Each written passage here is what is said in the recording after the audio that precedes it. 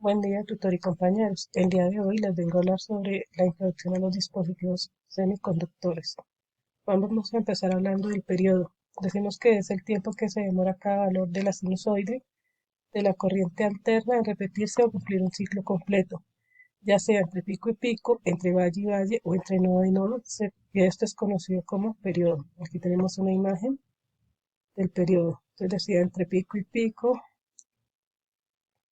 entre nodo a nodo o entre valle y valle. Esto es un periodo. Ahora vamos a hablar sobre la frecuencia.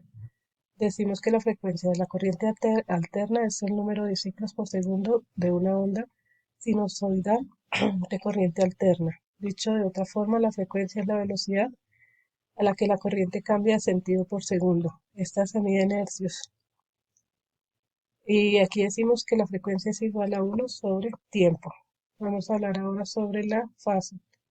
Decimos que cuando los condensadores o las inductancias están instaladas en un circuito de corriente alterna, los picos de voltaje y la corriente no ocurren al mismo tiempo. La fracción de la diferencia de periodo entre esos picos expresada se dice que es la diferencia de fase. Entonces aquí tenemos en la gráfica que esta es la onda del voltaje y esta es la onda de, de la corriente. Si nos damos cuenta, se dan en un tiempo diferente. Entonces esta sería la fase. Ahora vamos a hablar sobre la amplitud de señal de corriente alterna. Decimos que se define como el valor de tensión instantáneo o el valor de pico a pico, es decir, la altura o distancia que tenga la forma de la onda con respecto a la línea de 0 voltios o bien entre pico positivo y negativo si la onda es de corriente alterna. Aquí tenemos la gráfica. Esta sería la amplitud de forma positiva o esta sería de forma negativa. Vamos a hablar del valor medio. Decimos que el valor medio de una corriente alterna se define como el valor equivalente al de una intensidad continua que transporta la misma carga que la intensidad variable en igual tiempo. Su fórmula es valor medio es igual a 1 sobre t de la integral t sub 0 de f de t por dt. Ahora vamos a hablar del valor eficaz o RMS. Decimos que esta se define el valor eficaz de una corriente alterna como aquel valor que llevado a corriente continua nos produce los mismos efectos caloríficos. Es un valor característico que, por otra parte, es el que proporciona los instrumentos de medida, ya sean analógicos o digitales. Su fórmula es valor eficaz es igual a la raíz cuadrada de 1 sobre t de la integral de t sub 0 de f a la 2 dt por dt. Ahora hablaremos sobre la zona Zener de un diodo. El Zener consiste en un semiconductor diseñado para conducir en la dirección inversa cuando se alcanza un determinado voltaje especificado, conocido como tensión Zener. Una vez conocida la tensión Zener, los terminales del Zener no varían, permanecen constantes, aunque aumente la tensión de alimentación. Aquí tenemos la gráfica. Entonces aquí nos damos cuenta, bueno, este es el voltaje, esta es una resistencia, otra resistencia, este es el diodo. El diodo va en dirección hacia arriba.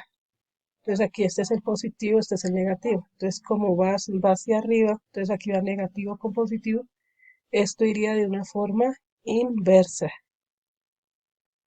Entonces este conductor está diseñado para conducir en dirección inversa. Ahora vamos a hablar sobre la corriente de fuga inversa. Decimos que la corriente de fuga inversa se refiere a la pequeña corriente eléctrica que fluye a través de un dispositivo semiconductor, como un diodo o un transistor. Cuando ésta se aplica una polarización inversa a través de él, esta corriente fluye en la dirección opuesta a la dirección deseada. Generalmente es indeseable en muchas aplicaciones electrónicas. Aquí tenemos la gráfica. Y aquí en esta nos muestra un semiconductor P y un semiconductor N. Da la posición.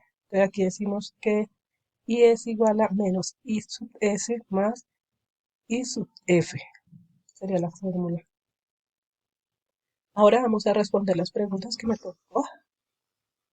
Y aquí decimos, ¿qué diferencia hay entre un semiconductor tipo P y un semiconductor tipo N. Decimos que la diferencia clave entre los semiconductores tipo P y tipo N radica en el tipo de portadores de carga predominantes, huecos en el tipo P y electrones en el tipo N,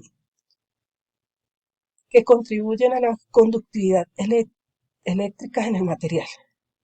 Estas diferencias son fundamentales para el funcionamiento de dispositivos semiconductores como transistores, diodos y circuitos electrónicos en general. La combinación y manipulación de semiconductores tipo P y tipo N es esencial para crear componentes eléctricos, electrónicos y diseñar circuitos que realicen diferentes funciones. ¿Cómo son fabricados estos? Dice que el proceso de fabricación de los semiconductores tipo P y tipo N implican el dopaje controlado del material semiconductor intrínseco. Decimos que el semiconductor tipo P, este se comienza con un cristal de silicio o germanio puro, sería un semiconductor intrínseco. Luego se introduce una impureza trivalente como en el boro en el cristal, generalmente mediante un proceso llamado difusión o implantación iónica. Luego el boro sustituye algunos de los átomos de silicio o germanio en la estructura del cristal, creando huecos en la banda de energía y por lo tanto convirtiendo el material en un semiconductor tipo P. Ahora vamos a hablar sobre el semiconductor tipo N. Se dice que este se comienza con un cristal de silicio o germanio puro. Luego se introduce una impureza pentavalente como el fósforo en el cristal mediante procesos de difusión o implantación iónica. Luego el fósforo añade electrones adicionales a la estructura del cristal, creando electrones libres o por lo tanto convirtiendo el material en un semiconductor tipo N. Eso es todo por el día de hoy. Que tengan un buen día. Gracias.